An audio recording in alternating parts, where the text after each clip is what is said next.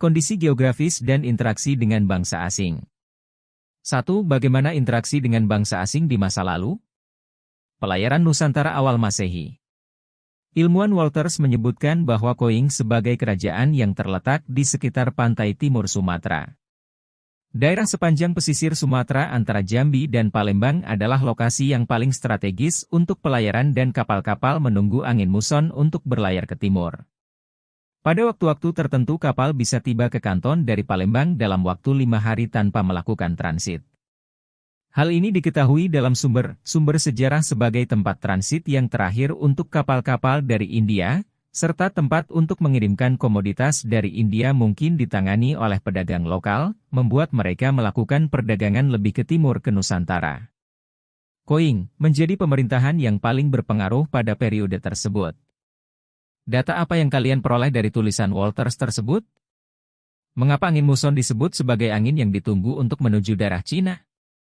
Hubungan apa yang terjadi pada masa tersebut? Berdasarkan paparan tersebut, kalian dapat menyimpulkan bahwa kondisi geografis memengaruhi kehidupan masyarakat Indonesia sejak masa praaksara. Paparan tadi memberikan informasi bahwa telah terjadi hubungan dagang India-Indonesia-Cina pada masa awal Masehi. Sebagaimana terjadi dalam sejarah masyarakat India, pada awal Masehi adalah masa perkembangan Hindu-Buddha di India. Agama Hindu telah berkembang 2000 sebelum Masehi, sementara agama Buddha abad 500 sebelum Masehi. Pada tema sebelumnya kalian telah mempelajari proses kedatangan nenek moyang bangsa Indonesia. Pada awal abad Masehi nenek moyang bangsa Indonesia telah tersebar di berbagai kepulauan Nusantara. Mereka meninggalkan berbagai kebudayaan yang bukti-buktinya masih ada hingga saat ini, bahkan masih banyak kebudayaan tersebut yang berlanjut hingga sekarang.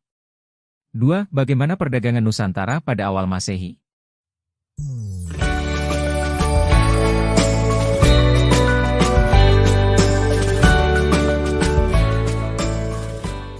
Hubungan dagang antara India dan Cina semula dilakukan melalui jalur darat yang dikenal dengan jalur sutra.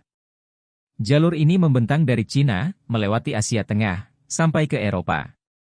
Komoditi utama yang diperdagangkan adalah kain sutra dari Cina. Itulah mengapa jalur tersebut dinamakan sebagai jalur sutra.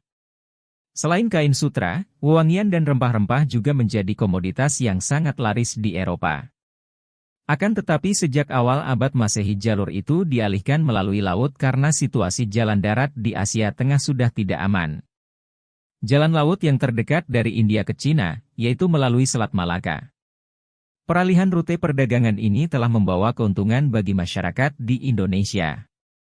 Kepulauan Indonesia menjadi daerah transit, pemberhentian, bagi pedagang-pedagang Cina dan pedagang-pedagang India.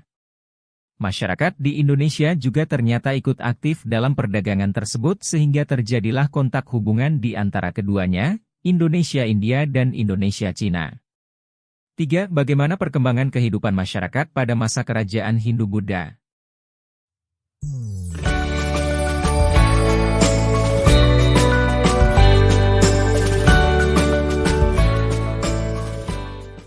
Apakah kalian pernah berkunjung, melihat atau mendengar informasi mengenai Candi Borobudur di Jawa Tengah? Situs Muara Takus di Jambi? Apakah kalian pernah berkunjung, melihat atau mendengar informasi mengenai Candi Prambanan di Jawa Tengah? Bagaimana perkembangan masyarakat pada masa kerajaan Hindu-Buddha? Pada masa praksara nenek moyang yang sudah menetap di berbagai pulau di Kepulauan Indonesia. Mereka senantiasa melakukan aktivitas yang sudah maju dengan memadukan kehidupan dengan bertani, berternak, dan berlayar. Kemampuan berlayar yang baik menjadikan mereka dapat berpetualang ke berbagai negeri di belahan dunia lain. Pada masa awal tahun Masehi budaya India mulai menyebar ke kawasan Asia Tenggara termasuk Indonesia. Bagaimana masuknya Hindu-Buddha ke Indonesia? Pada awal bagian subbab ini kalian telah mempelajari bagaimana hubungan Indonesia dan dunia pada masa awal abad Masehi. Hubungan tersebut bukan sebatas hubungan dagang tetapi juga hubungan sosial budaya.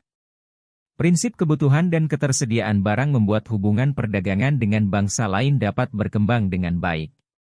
Bangsa Indonesia mempunyai keuntungan dengan letak kepulauan Indonesia yang strategis. Proses penyebaran dari kebudayaan India masih menjadi perdebatan para ahli bagaimana secara pasti mereka dapat diterima dan menyebar di Nusantara. Kalian dapat memahami proses mereka menyebar melalui teori-teori dari berbagai ahli mengenai proses dan perkembangan budaya India. B. Bagaimana pengaruh agama dan kebudayaan Hindu-Buddha di Indonesia? Agama dan kebudayaan Hindu-Buddha yang menjadi awal peradaban masa sejarah di Indonesia yang berlangsung berabad-abad sampai pengaruh Islam datang. Agama dan kebudayaan Hindu-Buddha membawa dampak perubahan besar dalam diri bangsa Indonesia.